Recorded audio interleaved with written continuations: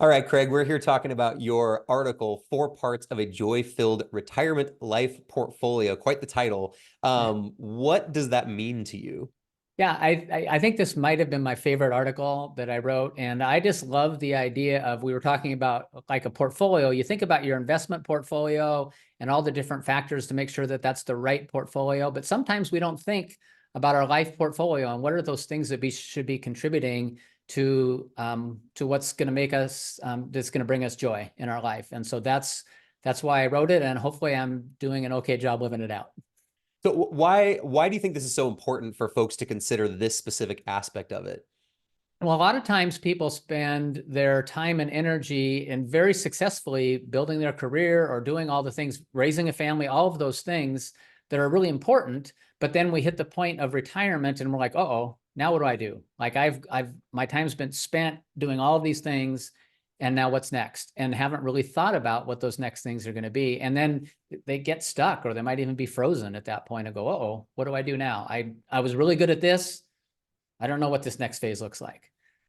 Yeah, I love this concept and this article. I would agree. This is not only maybe one of my favorite articles that you've written, but maybe one of my favorite ones on our entire Insights Hmm. blog, because it highlights such a valuable principle that folks, well, the way you've explained it in the past has been folks spend a lot of time when they think financial planning or retirement planning, they think Yeah. 401k plans and investment portfolios and how am I going to get my income? And I want to make sure I have enough and don't have to go back to work.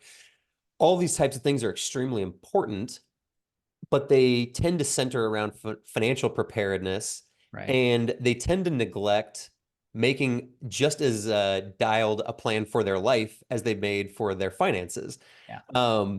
And so you walk through what, in the same way we talk about having stocks and bonds and cash and real estate as assets in your retirement, your financial portfolio, you give a few categories here in the article for what should be in your life portfolio: continuing skills from your career, volunteering, spending time with family, hobbies. So maybe you can take a minute and give us some background into what this has looked like in your life, because I think one of the most powerful things about this is an article that is as much advice as it is biographical Yeah. about how Yeah. you lived, actually. So share a little bit about that, if you don't mind. Yeah, I think one of the things that I love is the Russell company that I used to work for. George Russell said he didn't retire, he graduated. And I love that idea of like, you're graduating on to what the next things are. You're getting your master's degree in whatever this next thing is. And so those different areas are all ones that I've just tried to find life-giving pieces to do. And so I guess technically I'm flunking retirement because I'm working again with you all and I love it, right? It's a blast. I get to be a part of a team that's amazing.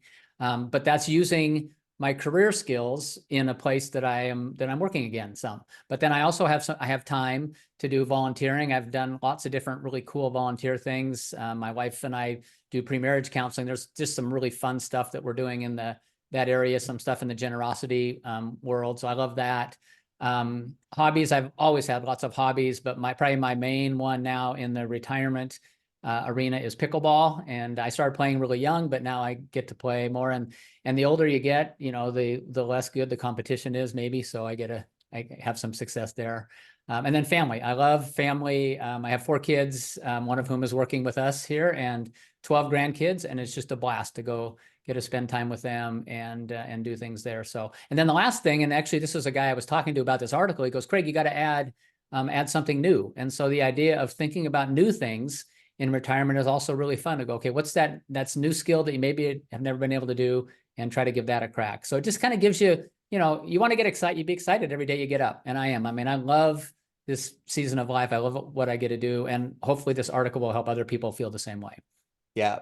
Well, I can tell you from personal benefit that your life is an example of building a robust, fulfilling life portfolio. So hopefully this is helpful. Anybody who's watching this, if you have a gap in your mind, feeling like I'm financially prepared, but I don't know what I'm going to do with my life, you're not alone. It's a very common transition that folks go through, but resources and examples for folks, Craig, like you, we've already seen it impact lots of lives in terms of making sure they have motivation, passion, vision for what they're accomplishing in this next phase. And like you said, it's not your retirement doesn't have to be ending your useful life. Right, Let's just right. say. That's right. So, well, Yeah, Craig, thank you so much for yeah, taking a minute to share about this. And hopefully for anybody you watching, bet. this has been helpful. Yeah, and I'd be happy to go for a walk or play pickleball with anybody that wants to talk more about this. I love it. Thanks, Craig. All right. Yeah, thanks.